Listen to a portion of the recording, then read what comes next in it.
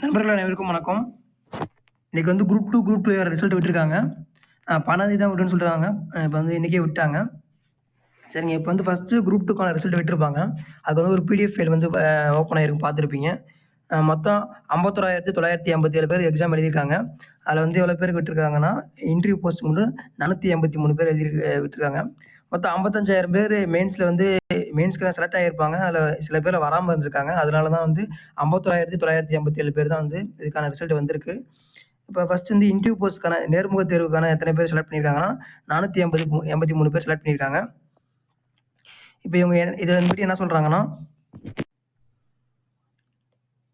Suppose வந்து இப்போ 483 பேர்ல 161 போஸ்டிங் தான் என்னது இன்டர்வியூ போஸ்ட்டு. அந்த 161 போஸ்ட் இல்லாமல் மீதி இருக்கவங்கலாம் ரிமைனிங் இருக்கவங்க வந்து நான் இன்டர்வியூ செலக்ட் பண்ணிக்கலாம் அப்படின்னு சொல்லியிருப்பாங்க. மேலும் நேர்முக தேர்வு பதவிகளை அப்பதவிக்கான கலந்தாய்வில் தேர்ந்தெடுக்கும் தேர்வர்கள் நேர்முக தேர்வு அல்லாத பதவிகளாக தெரிவிக்கும் கருதப்பட மாட்டார். அப்போ நான் இன்டர்வியூ போஸ்ட்டுக்கு இப்போ இன்டர்வியூ போய் கவுன்சிலிங் போயிட்டு செலக்ட் பண்ணிட்டீங்களா, ஏதாவது போஸ்டிங் வந்து 161 போஸ்ட்டில் ஏதாவது எடுத்துட்டீங்கன்னா, நான் இன்டர்வியூ போஸ்ட்டுக்கு வந்து நீங்கள் வந்து எலிஜிபிள் இல்லை அப்படின்னு சொல்லியிருக்காங்க. சப்போஸ் நீங்கள் எடுக்கலைன்னா வந்து நான் இன்டர்வியூ போஸ்ட்டில் எடுத்துக்கலாம். அடுத்தது இதில் வந்து கணக்கு வைக்க முடியும். அடுத்து வந்து இது வந்து நேர்முக தேர்வு அல்லாத பகுதி.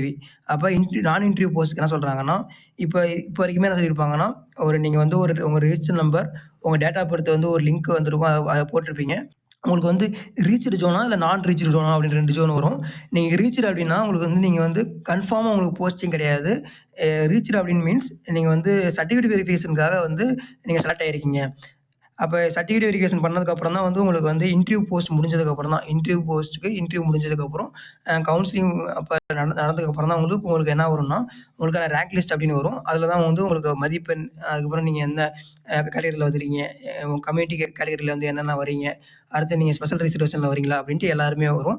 அதுக்கப்புறம் தான் வந்து குரூப் 2ஏக்கான கவுன்சிலிங் நடக்கும். குரூப் 2 ஃபஸ்ட்டு கவுன்சிலிங் நடந்ததுக்கப்புறம் தான் வந்து குரூப் 2ஏக்கான கவுன்சிலிங் நடக்கும் அப்படின்னு தெளிவாக சொல்லியிருக்காங்க. இப்போ என்ன பதிவு பண்ணுறீங்கன்னா, கமெண்ட்ல வந்து எவ்வளோ பேர் ரீச் பண்ணியிருக்கீங்க அப்படின்ட்டு கமெண்ட் பண்ணுங்க.